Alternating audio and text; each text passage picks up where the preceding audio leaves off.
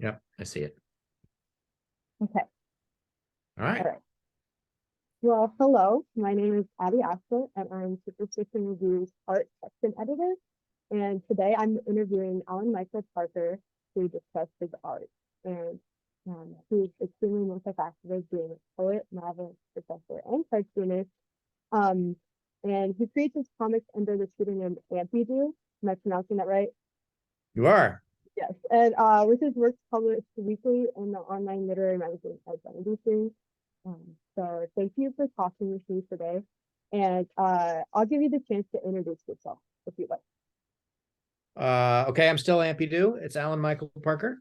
And this is Addie, with whom I'm speaking. So I am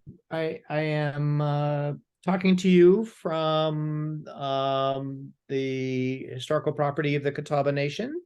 Little land acknowledgements, just getting that in there. This is my studio. So I'm in a house in North Carolina, and upstairs in my house, there used to be books. There still are books, but they're kind of hidden over there because I went and did something different during the pandemic, which is I started drawing, and now I can't stop. That's Right. my intro. Great. Sounds good. So what Okay. about the cartoon medium speaks to you? And do you have any inspirations or similar artists that you look up to? Oh wow, yeah. So the inspirations and artists, that it's a really long list. And in fact, I have one of my commitments when I started doing this was to put together exactly that kind of list and to keep it current. And so I've got on the Ampydoo Cartoons website, I have a page called People Are Great. And I've got about 100 people that I've I link to their Instagram or their website or just work of theirs that I like. And I would say probably 3/4 of them are doing cartooning in some way. But then there are a bunch like I haven't gotten to. I need to update it. In fact, talking to you, I was like, "Oh, dang! I should update my People Are Great page." But of particular importance, I have to think about that. So, certainly some of like the great, most familiar names who would be Myra Coleman, Gary Larson, um, Bill Waterston. I mean, some of the comic artists uh, through the years, definitely Art Spiegelman, very important people and I've taught these artists often, but just hadn't made my own work before. And then people I've discovered along the way would be the total weirdo who was Abner Dean. Um, uh, artist on the West Coast I admire very much named Johnny Dam with 2 M's, doing a lot of political work. Person I've come to know a little bit and really like is the co-editor of the Comics Journal named Austin English. And then he just sent me this zine from an artist named Juliette Collett. I think I'm pronouncing it, called Blah Blah Blah. She does self-published zines. She seems great. Tara Booth, Liana Fink, GB Tran. These are all living, wonderful, amazing working artists. Kate Beaton has a new great graphic memoir about growing up in Western Canada. On the whole, I'm not choosing graphic novelists or sequential art. On the whole, the folks who are moving me most are people doing what I'm interested in doing, which are these single panel cartoons that are sometimes called gag cartoons. That's the genre because it has a gag punchline, but I don't know what else to call them. I mean, at one point I was calling them, uh, yeah, I don't even remember. It didn't stick. Clearly, whatever it was, I was calling tunes. I don't know. There's a long answer. And then what draws me to the medium, to flip flop my answers to your questions. Well, I'm fascinated by the combo of image and text that have to work independently, that unto themselves are already, between a caption and an image, it's already a kind of hybrid genre, because it's writing and it's art. And and that fascinates me. The sense that both the image and the text have to be independent and have to further the ambitions of the other in these one panel pieces fascinates me. That really draws me to the form. Yeah, and I feel like the fact that it's like a single page often can like be an interesting way of like not like constraining you, but like you have to think kind of outside the box almost. Yeah, yeah. Oh no, it's a constraint. No, that's a formal constraint. It's like saying, you it's not so far from, in that sense, the kind of constraint that you have when you have to write a sonnet, or Hmm. when you say, I'm going to do a drawing of someone's eye and I'm not going to let myself change. It's just going to be the eye, and then keep going, and getting granular with the detail, microcosmic, just getting in there as much as possible. I mean, there are formal constraints. Um, I have all sorts of whack theories about the way cartoons work now that I've started making them. And one of them is that you have roughly 7 seconds.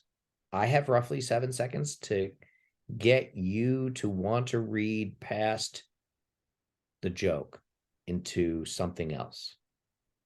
So I have 7 seconds to deliver a joke that you get, and then and then that has to push you further. It's a whack theory. No, that's interesting. I haven't thought of it that way, but that makes sense. Like you have a like singular focus that you want people to like Mhm. to understand and want that to translate. Yeah, interesting.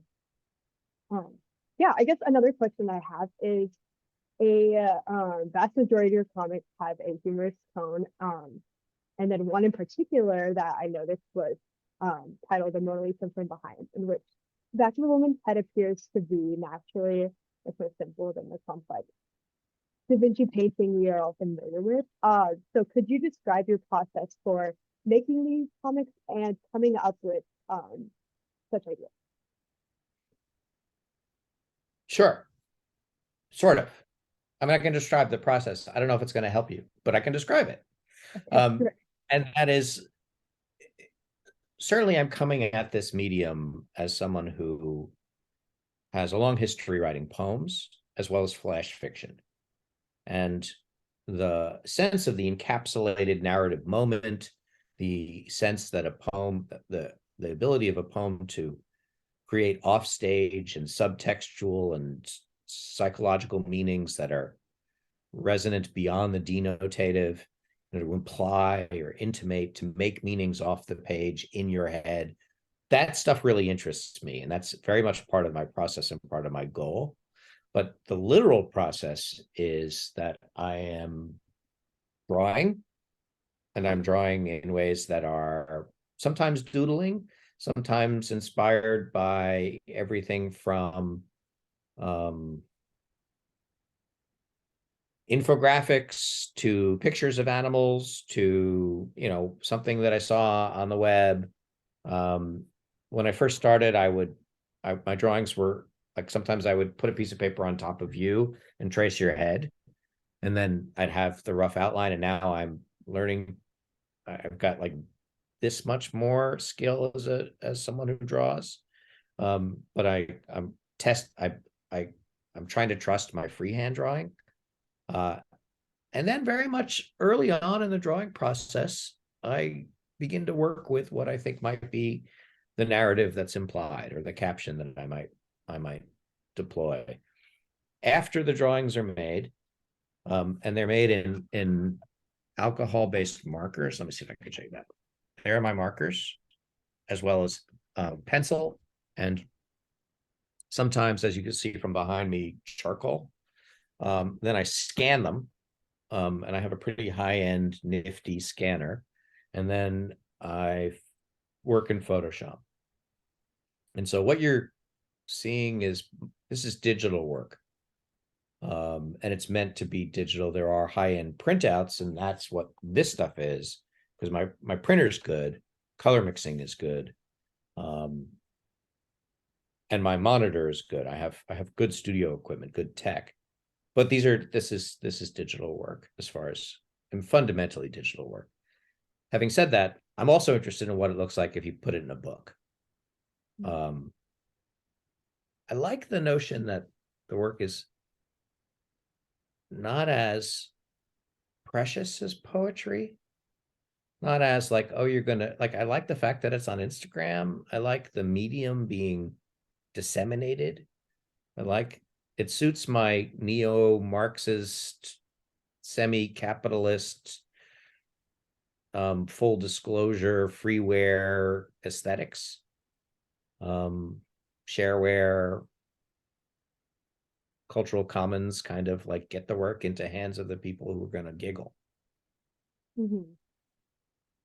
Like easily accessible, kind of, I guess. Is that right? Yeah. No, I thought that they were completely digital. Like I didn't realize maybe that you did like actually physically draw on paper. I thought maybe it's tablet because I don't know. It's assumed, I guess. Yeah, I tried a tablet, and actually I found I couldn't I couldn't Using the new thing. I didn't have enough command. And I really like this mix of, and it sort of suits me, like the Mona Lisa one. I mean, it this mix of the hand drawn and then the photoshopped, the lettering being photoshopped, and I'm willing to make them to sort of give in to their DIY, self-trained art tendencies. Like I'm not looking to be I'm not looking to be Edward Hopper here. I don't need, I like the imprecision of the artist's hand, the brushwork being visible. Yeah. I think it to me it's expressive. It communicates the brain of the maker. And that in this art form that's relatively new to me as someone who makes these things is, I find kind of fascinating. Yeah. But I didn't answer your question. There was another question there about sneaky dark meanings. Was that your question? That's my next question. That's your next question. But what was the question about the Mona Lisa then? There was a question about what the, how the concepts come from, where the concepts come from. Yeah. So drawings first, captions second. There. And that to me is, I think because I've been a writer for a billion years, because I'm an old, that the captions feel much more just sort of fungible. Like I could throw them out and try another one. I'll write 30 captions in my head, or take 10 in my sketchbook with each drawing, or I'll run them by my partner and she'll say no. When she likes saying yes to the captions, but they all stink, so she's right. And then, at some point that helps me get there. I am interested in the least number of words, and that is a goal. Sometimes that's 50 words. Sometimes it's 4 or 2. Okay, interesting. Yeah, going on to the. Sorry, I guessed ahead. I read ahead in the lecture. Sorry. Yeah.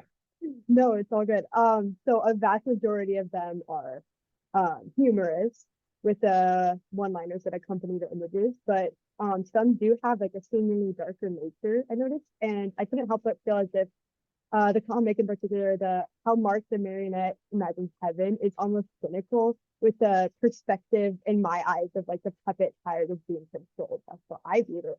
What are your intentions with these more cynical perspectives? Well, if you let me share the screen, I'll show Mark and talk to you about him.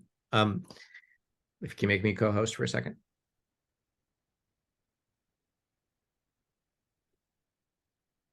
You know how to do that? I believe so. Did that work? Yeah, I think that worked. Okay, so you have Mark now? Yes. Great. So, first of all, this is a really scary, shitty moment in history. And it's pretty hard for me to simply make humorous work despite my deep interest in comedy and not think harder about the scariness and not want some element of that, or inevitably just simply have some element of that out me. I do feel like sometimes the content outs the artist rather than the artist names the content.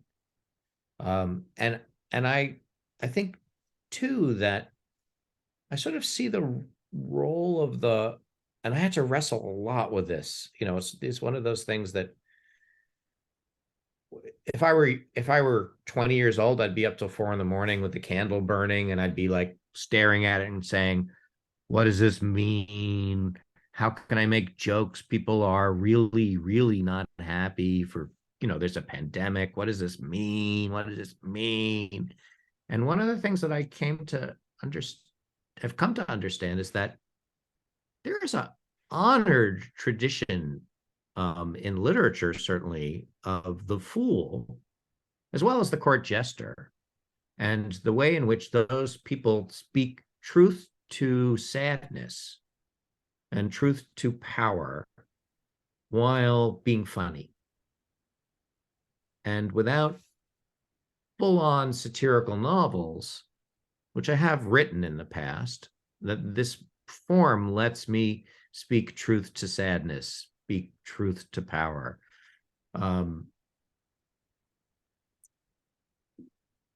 Mark the Marionette, so he gets to hang there without any strings.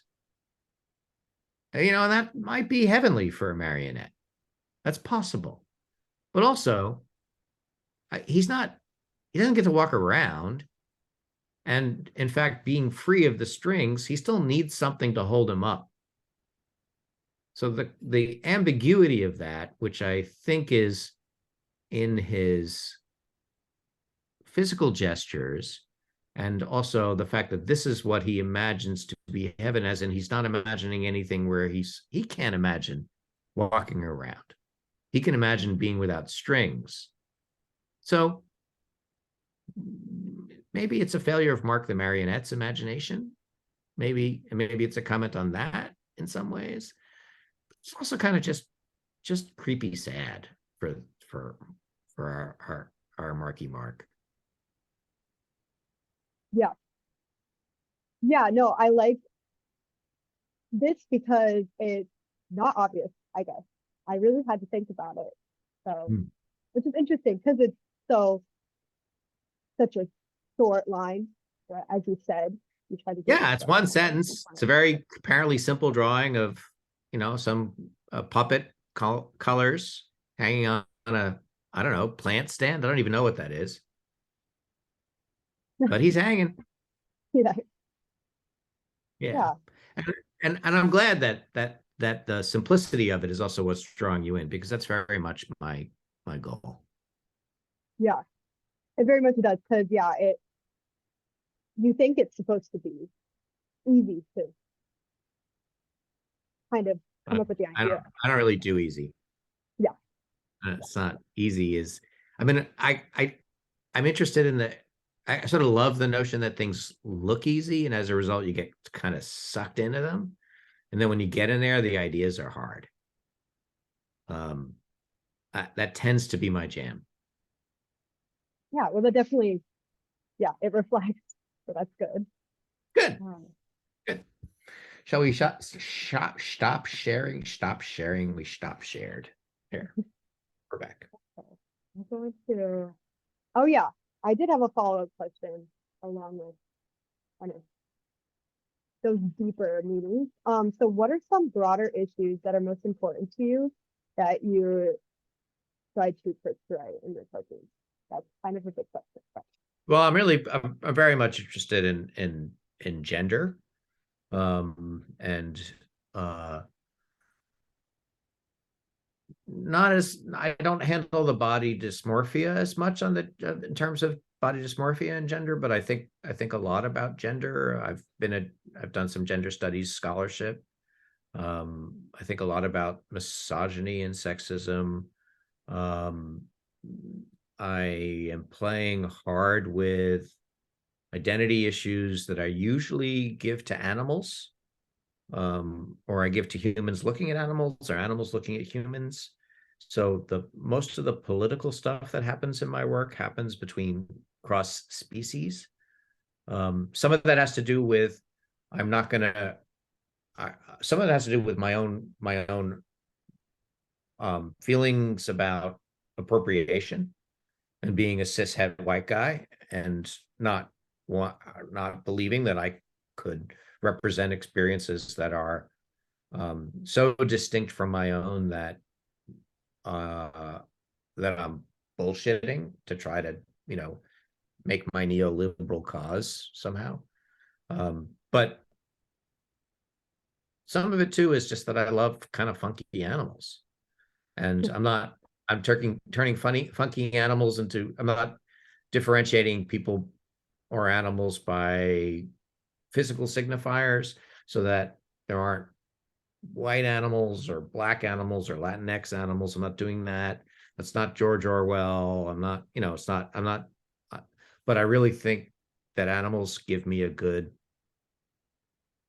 um, a good way into sociology and into social practice and also into questions about how screwy people are, which is probably my subject. I think it's just ultimately is just like people are screwy. So my job is to show that. Yeah. Well, that kind of did go into my next question, where like a lot of the drawings, um, the subjects are often animals. Um, yeah, there's one I noticed, how we met, the name of the cartoon portraying a giraffe face to face with a lamppost of similar height and stature. And then I guess we did go into like the inspiration for this anthropomorphism idea and theme. Um, but yeah. Is there anything more you'd like to say about like the animals interacting with like human made objects? Yeah, I so um pretty clearly that the giraffe here is is looking kind of surprised, I think. I hope by that, by the cousin that the giraffe has just met.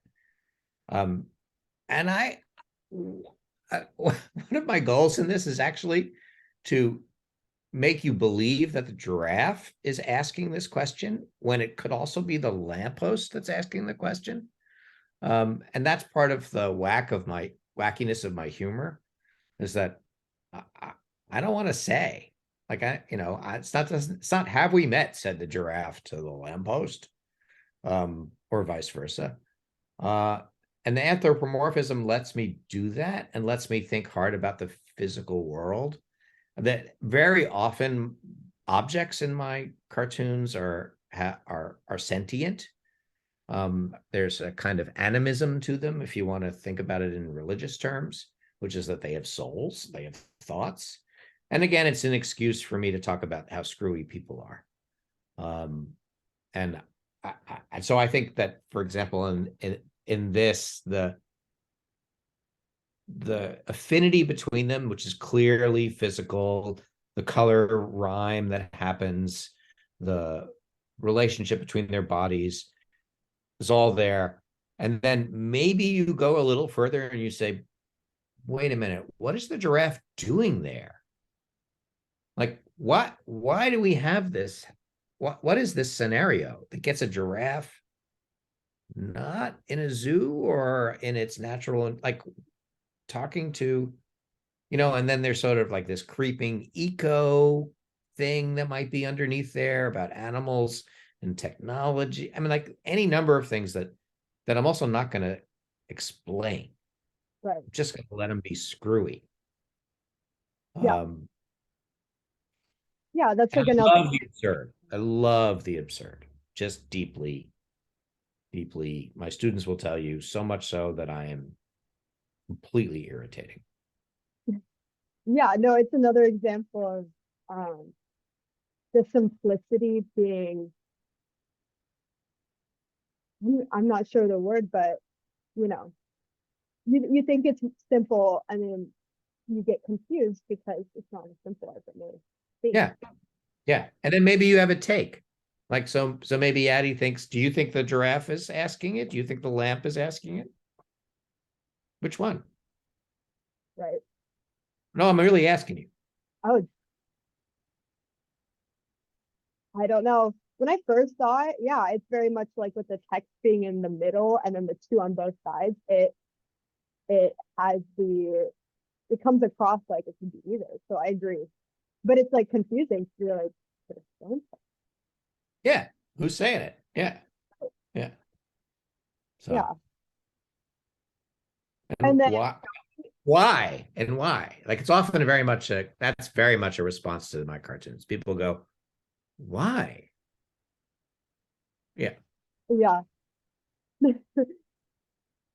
going into the idea of, as you said, like the absurd that you like to incorporate into your work, you have a section of your website called Weirder Earth, and it deals with ideas like that they're all logic out the window, dealing with the absurd. So what is your creative process for generating the work in that area, or just more absurd ideas? Well, I I I teach a class in experimental fiction writing, and one of the first times I taught the class, I try to come up with a motto for the class. And two, not this, I just taught it this last semester, but the time before, one of the motto for that semester was throw a pineapple at it. It's just, wait, you don't know what to do? Throw a pineapple at it. And my ambition for the weirder work is an ambition that persists, and in fact I think is getting even more central to the cartoons that I've been making, which is go as go as weird as you can, Parker. Like, what are you doing, Ampydoo?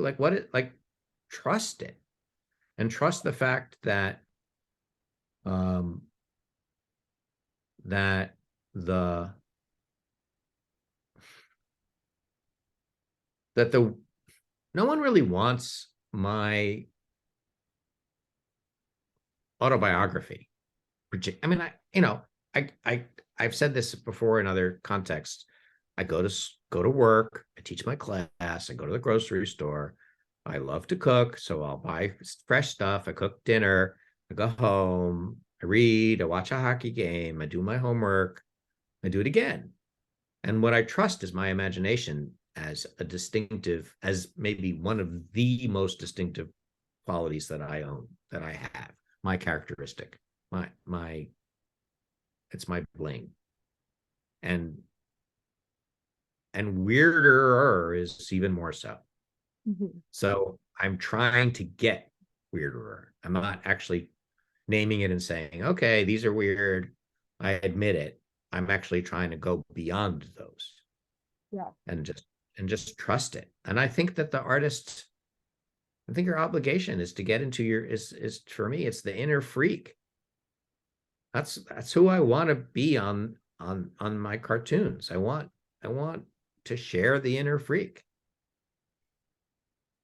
Yeah, I think it's very much an exercise because as kids, we were also strong in our creative ideas and imagination. And as we grow up, we have a disconnect from it. And so I feel like it's very much an exercise to be able to connect and tune with that part. So I think that's very interesting. And as artists, it's it's hard, but it's yeah, it definitely shines through in your work, and it's a strength. I say, yeah. Cool. What kind of work do you do? You do artwork. You're the art editor for this, for the Super Duper review. I have an art minor, so I'm in a figure drawing class right now. Hmm. Definitely hard. Yeah, I'm Uh, doing that too. yeah, You're drawing too. I've never done it in my life. I've done it now 5 or 6 times, once a week. yeah. Yeah. It's I It is hard. hard. I just always strayed away from drawing the entire body because it's scary. because if you're not good at it, if you don't have practice with it, you're not good at it. So, Yeah. but I was just used to drawing, the face. That's the easiest. That's what everybody draws at first. But so definitely that's an exercise in of itself, like having to look at a person and understand like how to translate that and the methods in which you do it. Yeah. It feels like a mental workout, but you can definitely see the results like as if you keep working on it. Yeah, it's Yeah. interesting. As I say, I'm getting better like this. I don't know if you feel that way, but it's like, look at Yeah, that little square on the leg. That's like, I did something. And then the rest of it sucks. yeah, Yeah. Yeah. It's so hard. It's really gratifying that how hard it is, I find, in a weird, kind of perverse way for me, because I, I, I know how to type. I teach typing. Okay, writing, yeah, but I know how to fix, like, I can fix your cover letter. Like, I can fix a poem within limits, but it's not, I'm not promising greatness, but I can fix problems. I can't do that in figure drawing. I can't yeah, fix anything. And it's like remarkably frustrating. And then I'm like, oh, that was totally fun. Like it's a complete fail. yeah, So yeah. It's easy to know that something looks wrong, but it's hard to tell why. yeah, It's, yeah. That's wrong.